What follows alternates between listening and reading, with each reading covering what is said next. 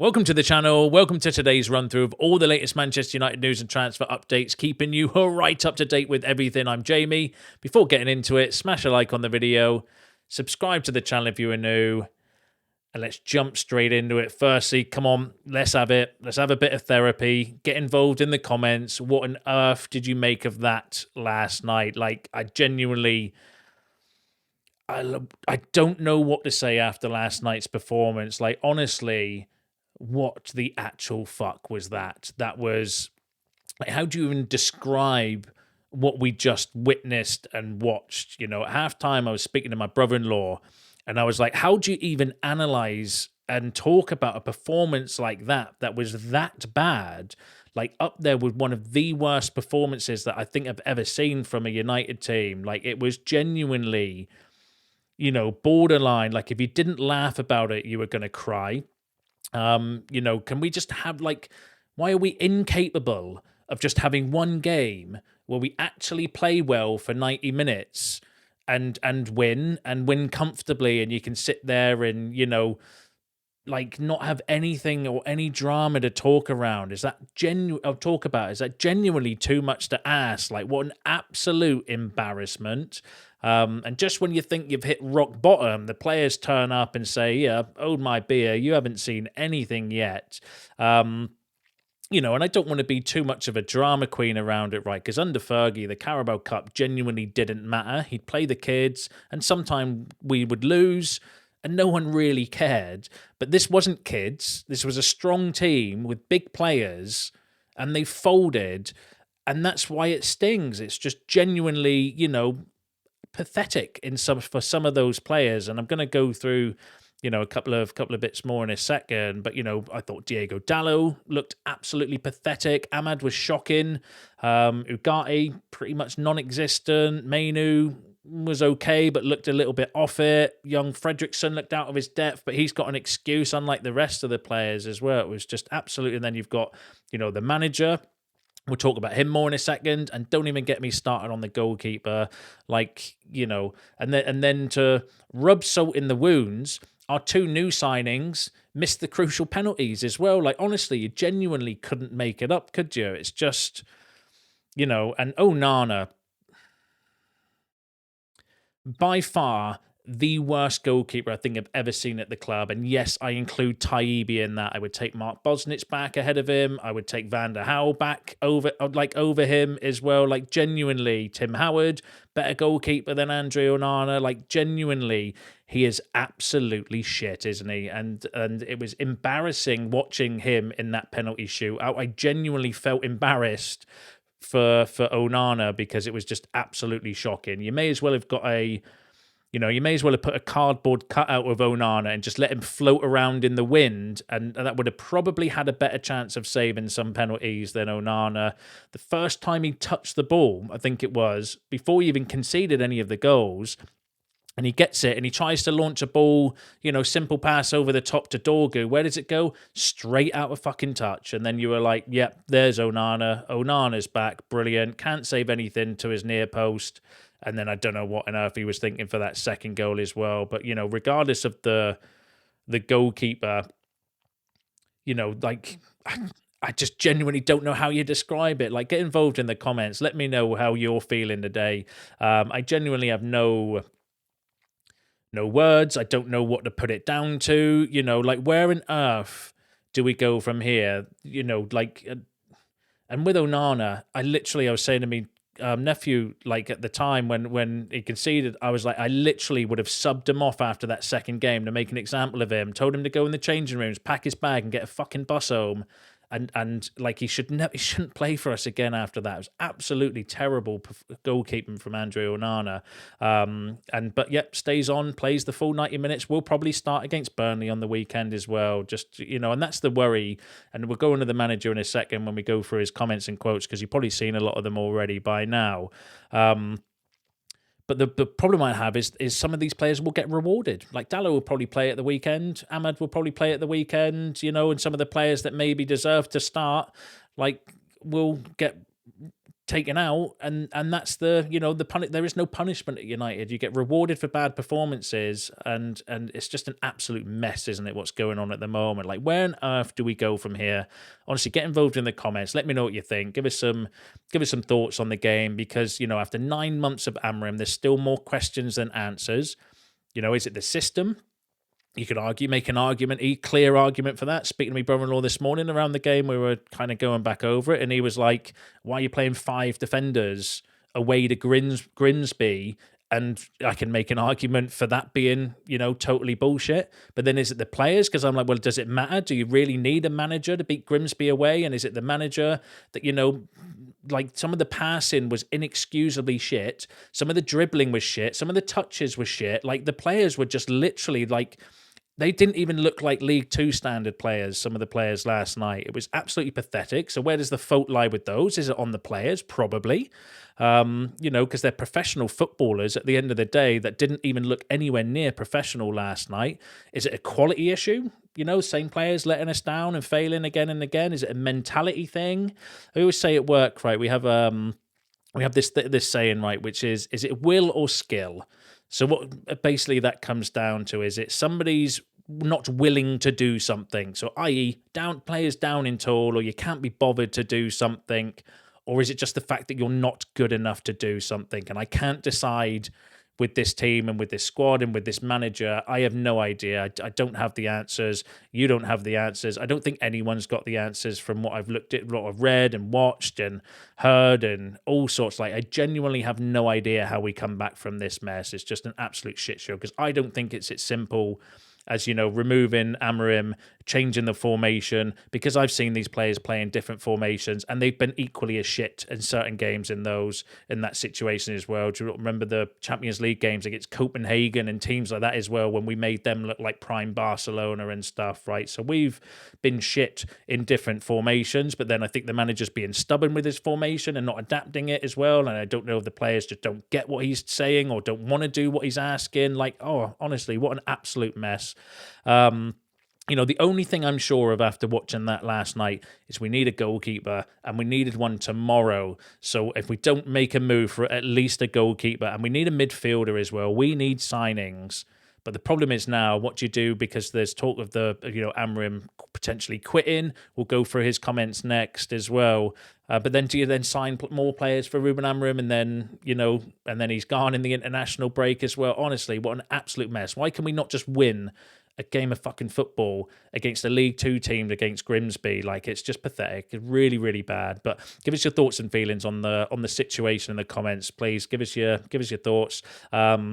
Give us some solutions as well. Give us what you're feeling and thinking at the moment. Do you think it is a manager issue? Do you think it's a system issue, a player issue, a mentality issue? All of the issue. It could be all of them. It could literally be all of that, all slapped together. And then we've ended up with this big fat turd again at the start of the season that was looking, I was quite optimistic after the Arsenal game with the performance.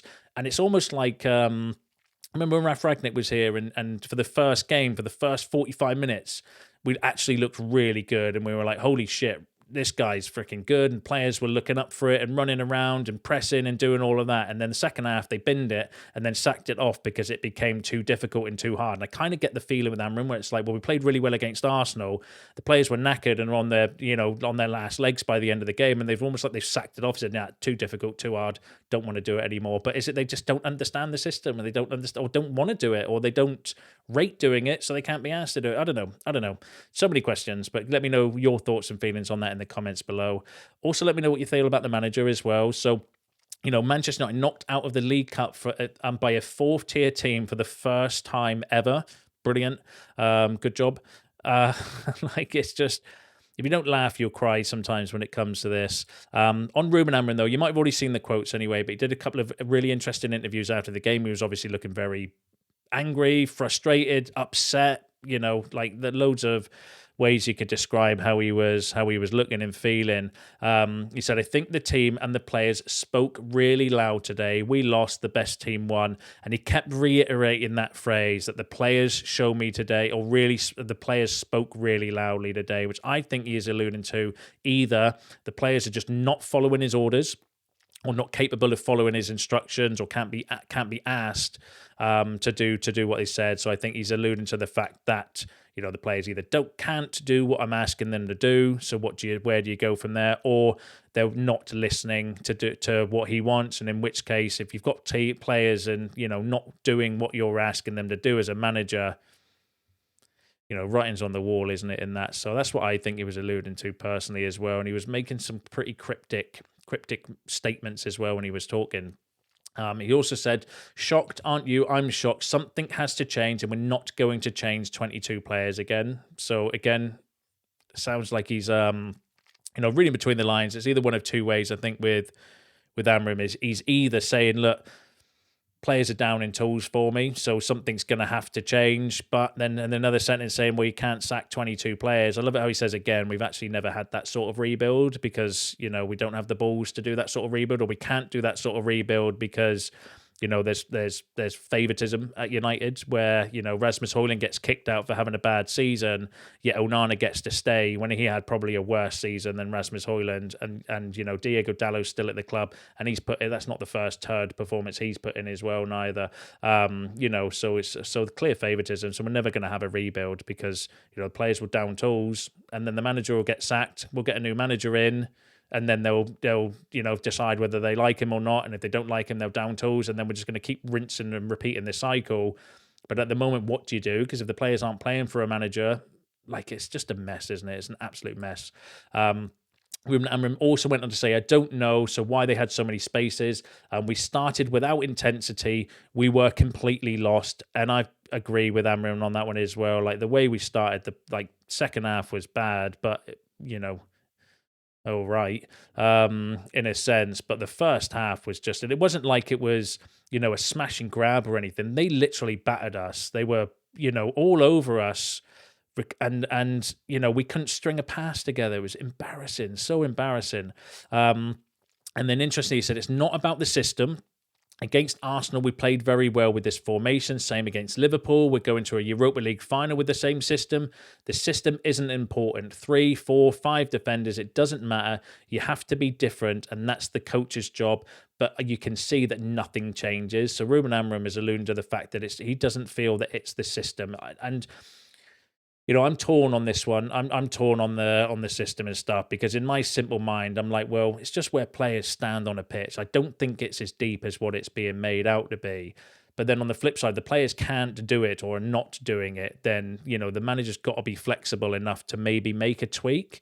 Doesn't mean abandoning his principles altogether. But did we need 5 defenders on the pitch last night? Probably not. Against Grimsby, in fact, definitely fucking not. We did not need to start the game with 5 defenders last night. That's just atrocious. And a defensive midfielder as well. You should be so again. So I'm not necessarily overly bent out of shape around the system and stuff, but it's more. I think what Amorim's alluding to is more, the fact that we just didn't want to run. We lost every duel. We couldn't pass the ball together. That's got nothing to do with the system. It shouldn't matter what system we played last night. We should be good enough to go on the pitch and beat Grimsby Town and pass the ball around together. But they just looked like they were just totally, I don't know whether they just weren't bothered, couldn't be asked, couldn't be, it was just absolutely embarrassing. So I don't think they lost last night. I think there are questions to have around the system, and I'm sure you're going to mention them in the comments, right? Because I've already read some of your previous comments. Everyone's saying about going to 4-3-3. I can agree with that. I can see that there's a point to be made, or a case to be made, definitely for switching the formation. I don't get too bent out of shape about the formation as well. For me, it's more around the style, because you could play a 4-3-3, and we've got players, and this team has played 4-3-3, and they still sucked, and they still looked absolutely terrible, and it's the basics of football that we have a problem with. For some reason, these players are capable of turning up and looking like kids in a kindergarten playground, just not even able to control a football and hoofing it everywhere. It's embarrassing. But yeah, so Amorim himself say, "Look, it's not about the system, because we have had good performances with this system. It's just a matter of skill. It's a matter of, if you don't want to do it, then it's not gonna make a difference whether he changes the system or not. And to be very stubborn, he's not going to change it. So he's going to live and die by that sword. That's the ultimate That's the reality of the situation. Ben Jacobs come out today, though, said the mentality of Amorim is very much that in his head, he felt like he couldn't get the best out of these players. The project was not going in the right direction. I don't think he'd wait to be pushed. I think he would go to the club and it would be very much be mutual. We're not there yet. So we'll have to wait and see, because like I said, it did feel a little bit like Amorim was like, look, the players are just not doing what I'm asking them to do, or they're not capable of doing what I want them to do. And in which case, if I'm not going to change, this is how I want to play football, this is how I see the game, am I the right man to do it? That's the messaging, the reading between the lines that I got after his comments and stuff. But according to Ben Jacobs, not quite there yet. I think we'll have to wait for the international break and see what happens from there, because we've obviously got a game against Burnley on the weekend as well, and we'll just have to see what the players are made of, because if they do want to throw the manager under the bus and they're not playing for him, we'll know. You'll be able to tell. Like, I felt like that last night. Like my brother always saying, look, it felt like the players are down tools, and I've seen that film too many times. We've watched that countless times, and it did feel a little bit like that as well. I know obviously Amorim's getting in the neck, and we can all argue for or against whether we think it's right or whether we think it's wrong, because I don't think there is an easy way out of this mess. And it did feel a little bit like the players were down in tools a little bit, and I don't know the reasons why they would do that, because all the other things that you hear is that they all like Ruben Amorim as well, which is even more bizarre, which is why I'm even more like, what on earth is going on, and what on earth do we do going forward? But you'll have some good thoughts, you'll have some good suggestions. Let us know in the comments. Let me know where you're feeling, or sorry, where you're at, how you're feeling. What do we do going forward? What's the right outcome? And again, we'll all be different. We'll all have different thoughts and emotions today as well regarding it. So, but yeah, give us your thoughts. I'll be interested to go through those later. Now, if you've stuck around, for fair play to you. So let's go through the transfer news, because we still actually need to do something this transfer window. Let's start with Senny Lamens. Like, Senny Lamens should have already been signed by now after that performance from Onana last night. He should have been signed, while he was still trying to flap around, diving to his left-hand side, embarrassing himself, trying to save some penalties. We should have literally been on the phone to Senny Lamens, like getting him signed and getting that deal done. But Fabrizio Romano said that Man United are back in talks for Senny Lamens after yesterday's game to try and reach an agreement. United are willing to offer more than €20 million, but including add-ons. So we're still negotiating the add-ons and the structure of the deal. I think Romano did actually say as well that there's still no indication of Onana going. Brilliant. But yeah, we just need to get a move on, don't we? We need to get a go. And it's going to be annoying as well, because now we're going to bring in Lamens, a young goalkeeper, and everyone's going to see him as the saviour. And if he comes in goal, he's probably going to make mistakes himself, right? Because it's, and then we're putting loads of pressure on him as well. Like, what an absolute shit show. What a mess we've made of everything recently. Just absolutely terrible. But I hope that's not the case. I hope he comes in and absolutely smashes it. And to be fair, can't be worse than what we've got, right? Surely we can't be that stupid to go out and get somebody that's worse than Bayindir and Onana. You'd hope not anyway, right? On Kobbie Mainoo, Napoli are emerging as surprise suitors for Manchester United's midfielder Kobbie Mainoo, but there's not really been any more noise around Kobbie Mainoo at the time of recording this video today. So, obviously he played last night, did okay, I suppose, to his credit. He was probably one of the players that had a better performance, but that is literally like polishing a big fat turd. But yeah, he did okay. I felt yesterday, Kobbie Mainoo, nothing outstanding though. I don't think he really grabbed the game by the balls and did enough to warrant, starting at the weekend. Unfortunately, I was hoping that would be the case, but we'll wait and see. We'll see how it happens, or how that plays out. And then reports from Brazil are suggesting that Casemiro has refused a proposal from Al Nassr. His aim is the Club World Cup, and he intends to run his contract down at Manchester United. Again, another messy situation. Like, why have we not forced Casemiro to go by buying a midfielder in yet? And then also playing him ahead of, some of the other midfielders as well. Like, it just makes no sense to me. We're trying to rebuild and build for the future, and we've got this, project where we want to win the league in 3 years and all this stuff, and yet we're playing a 33-year-old Casemiro with no legs, with no future, who's going next summer on a free transfer next to a Bruno Fernandes who's going to be 30, coming up 31. and potentially going to go to Saudi next summer as well. Like playing those two in midfield is just insane to me. That's not really a rebuild, is it? That's like trying to paper over a crack. And I thought we were doing things different than that, but clearly not. But yeah, not going anywhere. Wants to see out his contract, which isn't really a surprise.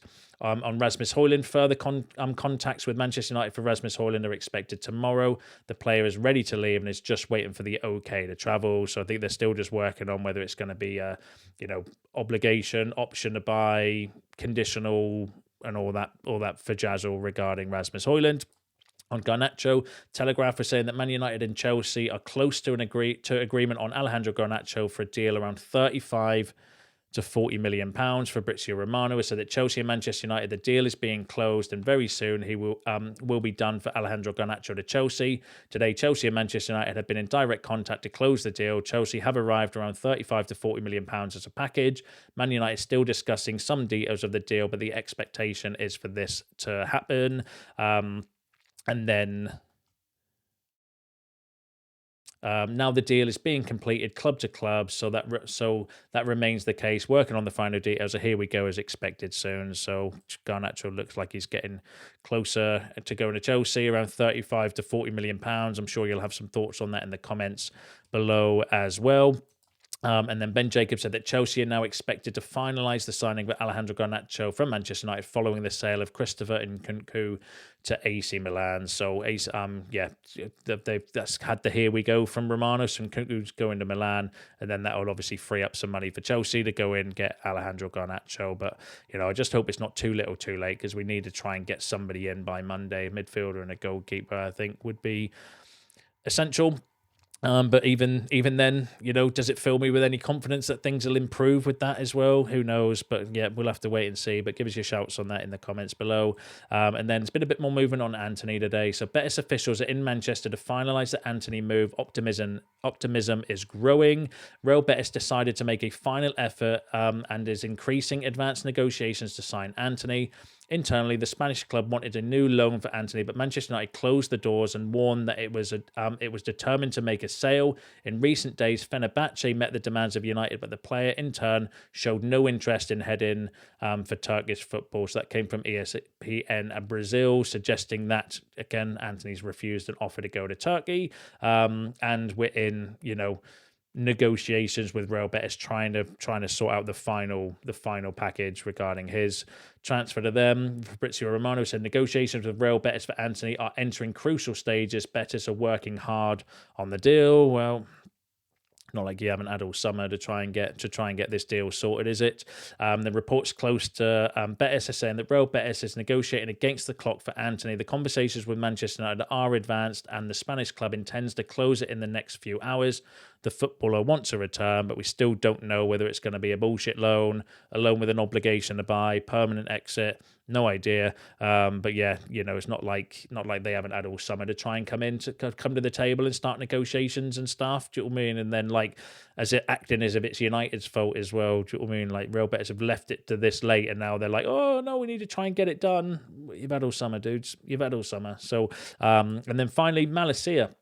So Elche are working on a loan of Tyrone Malacia. Other clubs, including Lille, are also pursuing him. So it looks like it could be another loan for Tyrone Malacia. But again, as long as it's it doesn't really matter. I don't think he's on a particularly great wage. And, technically it would be money if we sold him, but as long as we can write him off and get him off the books, that would be the main thing for Malacia. So we might see some movement on him in the last couple of days of the transfer window as well. But get involved in the comments. Let me know what you think. Let me know how you're feeling. Yeah. Don't forget to smash a like on the video on your way out. Subscribe to the channel if you're new. And I'll see you in the next one.